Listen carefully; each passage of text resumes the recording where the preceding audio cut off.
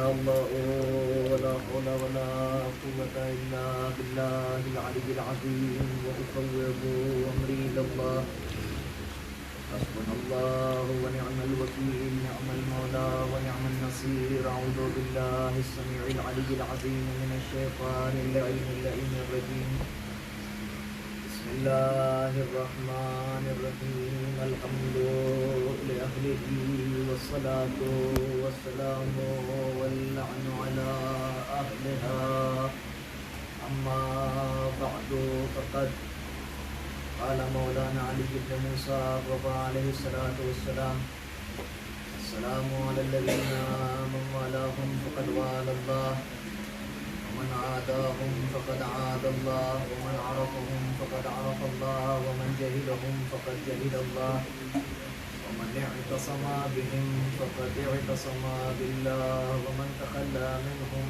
फ़क़द तख़ल्ला मिनल्लाहि अज़्ज़ व जल्ल। सलावत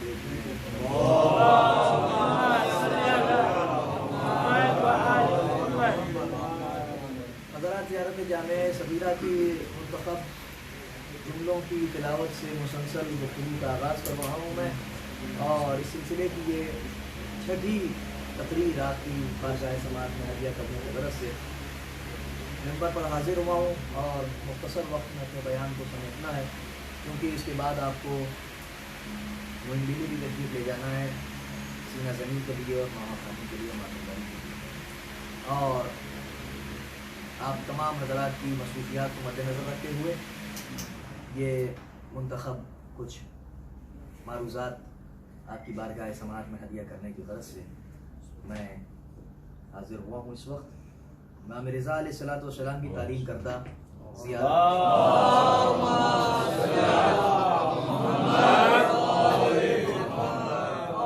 जब इमाम मासूम किसी बात को कह दे तो फिर बगैर किसी शक व तरद्दुद के और बगैर किसी शक और शुबहे के ये हुज्जत हो जाती है हमारी। इमाम मासूम की पूरी हयात हमारे लिए हुज्जत है। और कर रहे हैं आप उलमाए कराम यहाँ तशरीफ फरमाएं, मेरी इस्लाह फरमाएंगे अगर मैं गलत कहूँ, और अगर मेरी बात सही होगी तो मुझे दुआओं से नवाजेंगे और मेरी तारीफ फरमाएंगे। मासूम की तीन बातें हमारे लिए हुज्जत होती हैं, दलील होती हैं। एक कौले मासूम, मासूम कोई बात कहे ये हुज्जत। दूसरे फ़िअल मासूम, मासूम कोई अमल अंजाम दे, हुज्जत। एक चीज और है हुज्जत की किस्म है, उसे कहा जाता है तकरीर मासूम। तकरीर मासूम का मतलब क्या है? मतलब यह कि कोई अमल अंजाम दिया जा रहा हो, मासूम खामोशी से देखे, कुछ कहे ना, हुज्जत से। सलावत भेजिए मोहम्मद व आले मोहम्मद।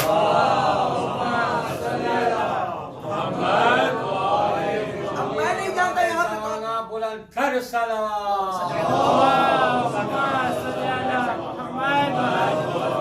अब मैं नहीं जानता इस जुमले को सुनने के बाद कौन यहाँ पर बैठेगा, कौन परवाज करके अर्श से जाके टकराएगा, और कौन मुझे दुआओं से नवाजेगा, किसके दिल पर दरार आएगी, किसके चेहरे पर खुशी की बहार आएगी। मगर जुमला कहने का जिम्मेदार मैं हूं। कौल मासूम हुज्जत, फेल मासूम हुज्जत, तकरीर मासूम हुज्जत। इमाम मासूम कुछ कहे हुज्जत, कोई अमल अंजाम दे हुज्जत, कोई अमल इमाम मासूम के सामने अंजाम पजीर हो, मासूम टोके ना, रोके ना, वो चीज हो जाती है हमारे लिए हुज्जत। अब लोग हमसे कहते हैं साहब शिद्दत गम की वजह से आप लोग बना, मैं किसी के ऊपर तंज तशनी और टॉन्ट नहीं कर रहा, मैं एक दलील आपकी खिदमत में रख रहा हूं। पसंद आए तो दुआओं से नवाजिए, ना पसंद आए बेशक न मानिए। मैं किसी के ऊपर अपने मामला थोपने का कायल नहीं और आदी नहीं हूं, मगर बात सोचने वाली है कि नहीं है। लोग हमसे कहते हैं साहब आप हमें बताइए मौला ने कब कहा कि हमारी याद में खून बहाओ। चौथे इमाम ने कहा कि खून बहाओ, पांचवें इमाम ने कहा खून बहाओ, छठे इमाम ने कहा खून बहाओ, सातवें इमाम ने कहा खून बहाओ, आठवें इमाम, नवें इमाम, 10वें इमाम, 11वें इमाम, हत्ता जमाने के इमाम ने कहा, हुक्म दिया कि खून बहाओ। बाबा बात समझने वाली है, किसी मासूम ने नहीं कहा कि खून बहाओ, किसी मासूम ने रोका भी नहीं है कि खून ना बहाओ। नहीं गौर कर रहे, किसी मासूम ने कहा नहीं, ना किसी मासूम ने बजाते खुद तलवार लेके अपने सर पर कमा लगाई। मगर मानिएगा कि नहीं मानिएगा कि ये रवायत पाई जाती है कि जनाब ज़ैनब कुबरा सलामुल्लाह अलैहा ने इमाम मासूम के सामने चोबे महमिल से सर टकराया, सर से खून जारी हुआ। चौथे इमाम का न बोलना तकरीर मासूम है, तकरीर मासूम हुज्जत है। मोहम्मद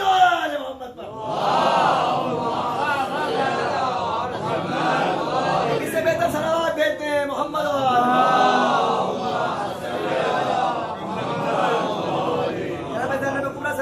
के सर मुबारक से खून जारी हुआ। चौथे इमाम अलैहिस्सलाम ने नहीं कहा कि बीबी आपने अपने नफ्स पर जुल्म किया।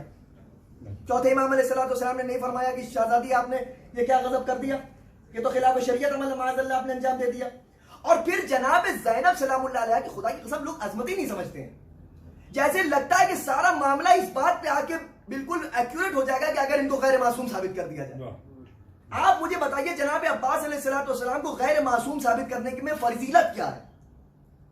या जनाब ज़ैनब सलामुल्लाह अलैहा के लिए ये कहना कि वो गैर मासूमा थी, इसमें फजीलत क्या है? और इसमें कबाहत क्या है कि अगर उन्हें मान लिया जाए कि ये मंजिल इस्मत पर फायज है? खुदा की कसम आपकी खिदमत में जुमला कहूं, लोग कहते हैं कि साहब मासूम उसे कहते हैं जिससे खता का इम्कान ना हो। अमा खता का इम्कान अब्बास इब्न अली के घोड़े से नहीं था।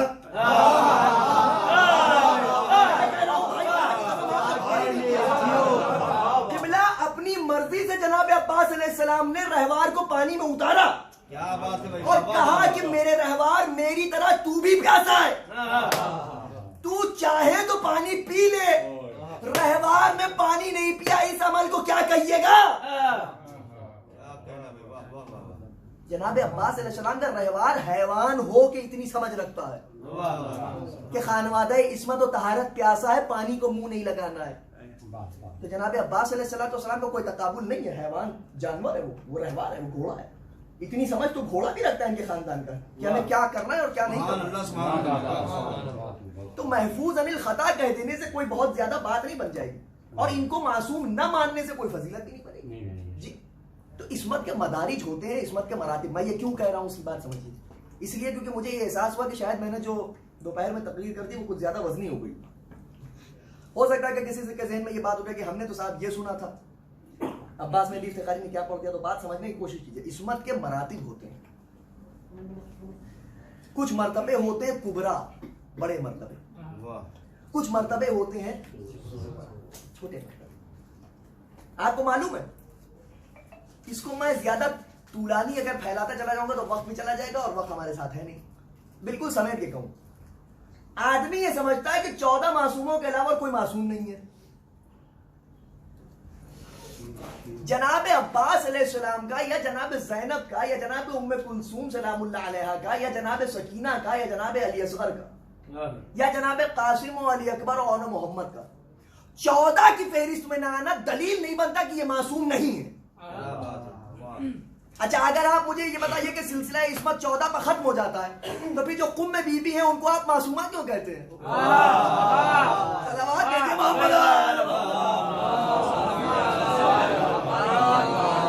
भाई आपका जनाब फातिमा बिन्ते मूसा ने जाफर को फातिमा मासूमा कहना इस बात की दलील बनता है कि इसका मतलब यह है कि कुछ और ज़वात हैं कि जो मंजिल इस्मत पर फायज हैं, मगर 14 की फहरिस्त में ना होना इनका गैर मासूम होना साबित नहीं करता।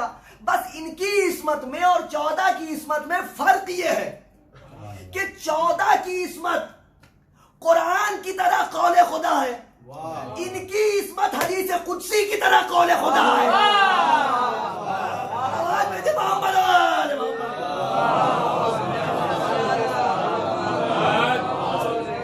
हदीस कुदसी को ये कहा जा सकता है कि कौले खुदा नहीं है?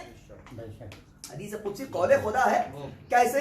मफहूम खुदा का है, लफ्ज़े मासूम की है, उसे क्या कहा गया? हदीस कुदसी। इसी अंदाज से इस्मत का भी मसला यही है कि 14 मासूमों की इस्मत की जो फहरिस्त है वो बिल्कुल कुरान की आयत की तरह बिल्कुल मिन अल्लाह इल्लल्लाह, लेकिन इनकी जो इस्मत है वो हदीस कुदसी की हमवज़न है। हदीस कुदसी को क्या आप हटा सकते हैं, अलहदा कर सकते हैं? ये कहेंगे कि हम हदीस कुदसी को नहीं मानते? अगर आप ऐसा कह देगा तो आपने कौल खुदा पर शक किया। इसी अंदाज से अगर इन तमाम ज़वात मुक़द्दसा को किसी ने ये माना कि साहब हम इनको मंजिल इस्मत पर नहीं मानते, तो इसका मतलब यह है कि उसे अपने अकीदे पर नजर सानी करना पड़े। देखिए, मैं बात इफरात और तफरीद का शिकार नहीं होना चाहिए।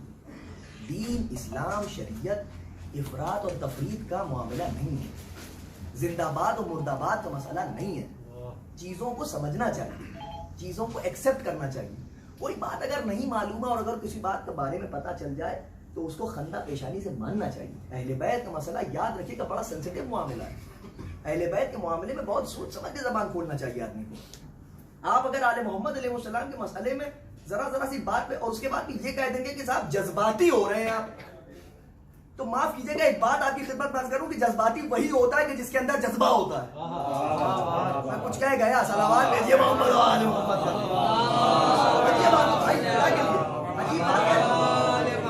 जज्बाती वही होता है जिसके अंदर जज्बा होता है। जनाब अबू ज़र के बारे में आपका क्या ख्याल है? दो सहाबी हैं, एक 9वें दर्जे पर फायज है, एक 10वें दर्जे पर फायज है। एक वो है कि जो अली को देख रहा है, अपने काम में मशगूल है। दूसरा वो है कि जो जोश में आके तलवार के कब्जे पर हाथ रख देता है। मगर फर्क है, एक वो है कि जिसकी नमाज जनाजा पढ़ाने के लिए अली मदीने से मदाइन चश्म ज़दन में गए। दूसरा वो है कि हाकिम ने मना किया कि कोई इनको सियाफ करने ना आए, मगर अली आए। और सिर्फ आए नहीं बल्कि ये कह के हसनैन अलैहिस्सलाम से कहा कि मेरे लाल चचा अबू ज़र को सलाम करो। अली जैसा इमाम अपने इमाम बच्चों से जिसे चचा कहलवाए।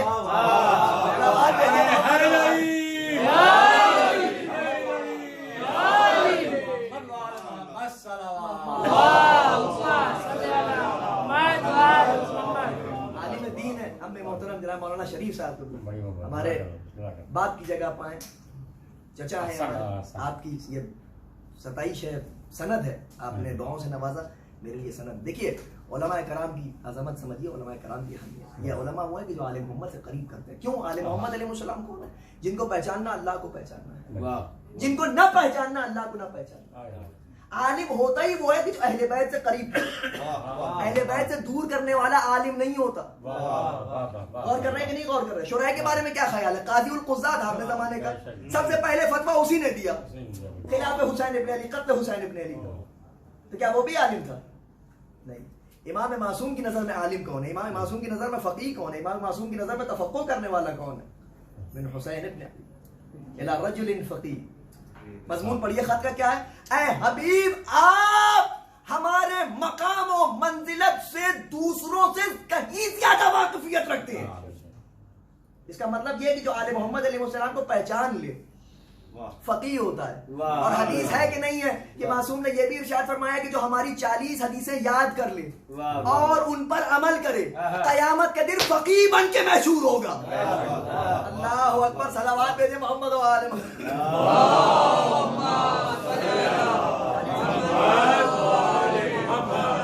उलमा का एहतराम भी जरूरी है। उलमा कराम, ये जो हम लोग मजलिसें पढ़ते हैं, उलमा की लिखी हुई किताबों से पढ़ते हैं भाई, अपनी तरफ से थोड़ी कोई चीज लेके आ जाते हैं। ये उलमा मेहनत करते हैं, अरक रेजी करते हैं, आले मोहम्मद अलैहिस्सलाम की मारिफ बयान करते हैं, हम उनको पढ़ते हैं, अमानत में खयानत के बगैर सुना देते हैं। मन आरफकुम फक़द आरफ अल्लाह वमन जहिलहुम फक़द जहिल अल्लाह। माफ कीजिएगा अगर मैं आरफकुम कह दूं तो ये ना समझिएगा कि साहब ज़ियारत में अपनी तरफ से वो कर दिया, फिर वो तखातुब अहले बैत अलैहिस्सलाम की तरफ हो जाएगा। और कर रहे हैं आपको पहचानना, तर्जमा ये होगा। और अगर मैं यूं कहूंगा कि आरफहुम तो उनको पहचानना, समझ रहे हैं आप? लिहाजा डिस्टर्ब ना होइएगा। मन आरफहुम फक़द आरफ अल्लाह वमन जहिलहुम फक़द जहिल अल्लाह वमन यअतसमा बिहिम फक़द यअतसमा बिल्लाह। जिसने आपको पहचाना, जिसने उन्हें पहचाना, उसने अल्लाह को पहचाना। जिसने उन्हें नहीं पहचाना उसने अल्लाह को। लफ्ज क्या इस्तेमाल हुआ? जहिलहुम। जहिलहुम का मतलब जिसने इनके मसले में जिहालत से काम लिया, यही तो होगा ना अगर मफहूमी तर्जमा कर लिया जैसे, यानी जो इनके मसले में जाहिल रहा। नहीं गौर किया आपने? इसका मतलब यह है कि जो अहले बैत के दरवाजे पे आ जाए, अनपढ़ हो सकता है, जाहिल नहीं होगा, लेकिन जो इनके दर से दूर हो जाए, जितना पढ़ा लिखा हो, जाहिल बनेगा। इसीलिए तो फरमाया क्या? मन माता वलम यारिफ इमाम ज़माने ही माता मीततन जाहिलिया, जो मर जाए अपने जमाने के इमाम की मारिफत हासिल किए बगैर, जाहिलियत की मौत मरता है, जहालत की मौत नहीं मरता। जाहिलियत की मौत में और जहालत की मौत में क्या फर्क है? जहालत की मौत ये कि कुछ नहीं मालूम है, जहालत है। जाहिलियत की मौत क्या है? जाहिलियत की मौत को समझना है तो जमाने जाहिलियत को समझिए। जमाने जाहिलियत में शराब भी आम थी, ज़िना भी आम था, चोरी भी आम थी, डकैती भी आम थी, दुनिया जान ये तमाम गुनाह भी आम थे। मतलब यह है कि जो अपने जमाने के इमाम को पहचाने बगैर मर जाए, शराबी मरेगा, जुआरी मरेगा, दानी मरेगा, चोर मरेगा, डकैत मरेगा। यही मामला है। अहले बैत की मोहब्बत हर खैर को जमा कर देती है, अहले बैत की दुश्मनी हर गुनाह को जमा कर देती है। ये फर्क है। अहले बैत के मसले में जहालत बरतने का मतलब आप समझिए, वमन जहिलहुम फक़द जहिलल्लाह वमन इअतसमा बिहिम फक़द इअतसमा बिल्लाह। जो इनके साथ हो गया वो अल्लाह के साथ हो गया। वमन तखल्ला मिनहुम फक़द तखल्ला मिनल्लाहि अज़्ज़ व जल्ल। और जिसने इन्हें छोड़ दिया उसने अल्लाह को छोड़ दिया। बार बार आप सोचिए कि क्यों बार बार लफ्ज़ अल्लाह आ रहा है, अल्लाह का नाम क्यों आ रहा है? क्यों बार बार अल्लाह अल्लाह अल्लाह अल्लाह? पहचाना तो अल्लाह को पहचाना, नहीं पहचाना तो अल्लाह को नहीं पहचाना। साथ दिया तो अल्लाह का साथ दिया, नहीं साथ दिया तो अल्लाह का साथ नहीं दिया। साथ अगर इनके हो गए तो अल्लाह के साथ हो गए, नहीं साथ हुए तो अल्लाह के साथ नहीं हुए। बार बार मौला ए फर्जंदे ज़हरा घुमा फिरा के बाद अल्लाह की तरफ क्यों आ रही है? सोचने वाली बात है। ये सन्नाटा जानबूझ के मैंने ये बात है कि आप समझिए, घूम फिर के बाद अल्लाह पे क्यों आ रही है? ए मौला जरा सी फजीलत हम सुना देते हैं, दुनिया कहती है आपने अहले बैत को अल्लाह के बराबर कर दिया। नहीं गौर किया आपने? दुनिया हम पे ताने कसती है मौला कि तुमने अहले बैत को अल्लाह के बराबर कर दिया। अजब नहीं फर्जंद ज़हरा जवाब दे, यही बताना चाहता हूं, हमें जो अल्लाह से जुदा समझे वो समझ ले कि हम जुदा नहीं हैं। हमारे दर तक आ जाना अल्लाह के दर तक आना, हमें पहचान लेना अल्लाह को पहचानना, हमें हासिल कर लेना अल्लाह को हासिल कर लेना। जब हमारे दर पे आओगे तो हमारे कमालात को देखकर हमें खुदा ना कह बैठना, हमारा सजदा देख के समझना कि जब हम ऐसे हैं तो वो कैसा होगा।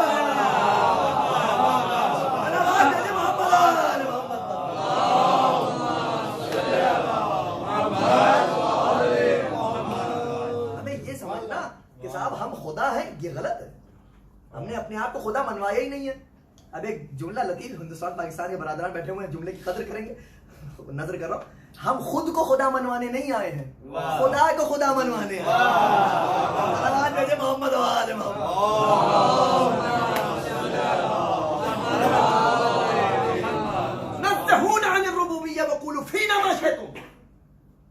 हमें मुतनज़्ज़े रखना रुबूबियत से। रुबूबियत बमाने उलूहियत है, ये भी एक मुफस्सल बहस है। हमें खुदा ना कहना, तसव्वुर ना करना कि हम खुदा हैं। अगर तुमने ये तसव्वुर कर लिया कि हम खुदा हैं तो मामला नौबा हो जाएगा। छठे इमाम अलैहिस्सलाम के एक शागिर्द थे,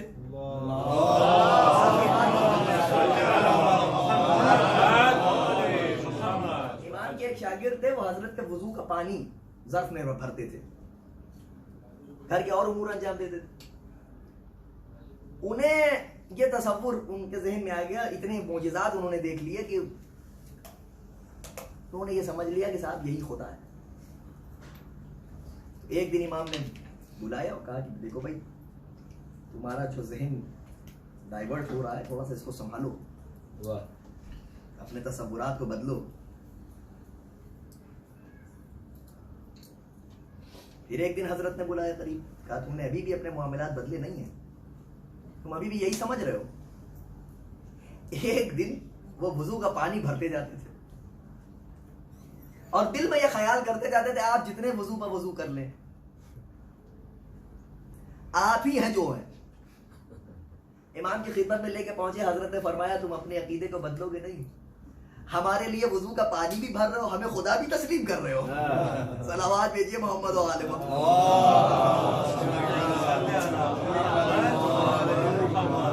हम वुजू करने जा रहे हैं तो इसका मतलब ये मुकद्दमा है सलात के लिए। अगर हम वुजू कर रहे हैं तो फिर हम नमाज किसकी पढ़ रहे हैं? क्या खुद से खुद की नमाज पढ़ रहे हैं? इनका सजदा ना होता तो फिर इन्हें खुदा कहने में क्या कबात थी? कोई कबात नहीं। इनके सजदे ने खुदा की खुदाई बचाई। इतना इख्तियार होने के बाद भी अगर सजदा में सर झुक जाए, आप अंदाजा लगाएं कि इनकी क्या आजमत है। हुसैन इब्न अली अलैहिस्सलाम के बारे में क्या ख्याल है? 3 दिन की भूख और प्यास में 71 का दाग उठाने के बाद हुसैन इब्न अली सजदे में सर रख के कह रहे हैं ला माबूद सिवाक। है कोई हुसैन इब्न अली के बराबर? जबान से अपने कह देना फला ऐसे हैं, फला ऐसे हैं, फला उनकी मंजिल है, फला उनकी मंजिल है। आसान है मियां कहना, मानना बड़ा मुश्किल काम है। हुसैन इब्न अली के कलेजे को कौन समझेगा? जवान बेटे के सीने से बच्ची की यानी खींच जो सुकून कुद्दूसों की सदाएं बुलंद है। खुदा की कसम कलेजा फट जाता है। 18 बरस से कड़ियल जवान एरिया रगड़ रहा है, मुंह पर मुंह रख के कह रहे हैं मेरे लाल तुझे मारने वाला साहिब औलाद नहीं। 6 महीने का बच्चा हाथों में ज़िबा हो जा रहा है। 13 बरस का भतीजा पामाल सुबह अस्पा हो रहा है। हुसैन इब्न अली वो है कि जो सजदे में सर रख के उसकी तौहीद बचा रहे हैं। अल्लाह की वहदानियत को बचाने के लिए बड़ी कीमत चुकाई गई है। हुसैन इब्न अली की पूरी कुर्बानी तौहीद को बचाने के लिए, दीन बचाने के लिए, रिसालत और विलायत और इमामत बचाने के लिए, शरीयत बचाने के लिए। सजदा हुसैनी को हल्का ना समझे, इसकी बड़ी अजमत। खुदा की कसम अजीब मंजर है। 18 बरस का कड़ियल जवान मैदान में जा रहा है। हुसैन को अपने इस जवान बेटे से इतनी मोहब्बत है कि किसी शहीद को भेजते वक्त हुसैन इतना मुस्तरिब नहीं हुए जितना अकबर को भेजते वक्त मुस्तरिब। आज भी जुमला जब जनाब अकबर अलैहिस्सलाम जा रहे थे मैदान में तो पीछे पीछे रहवार के हुसैन इब्न अली चले तो जनाब अकबर ने पूछा बाबा आपने रुखसत कर दिया तो एक जुमला का मेरे लाल साहिब औलाद होते तुम्हें एहसास होता कि मैं किस कर्म में। शहादत वाक़ई हो गई अली अकबर की,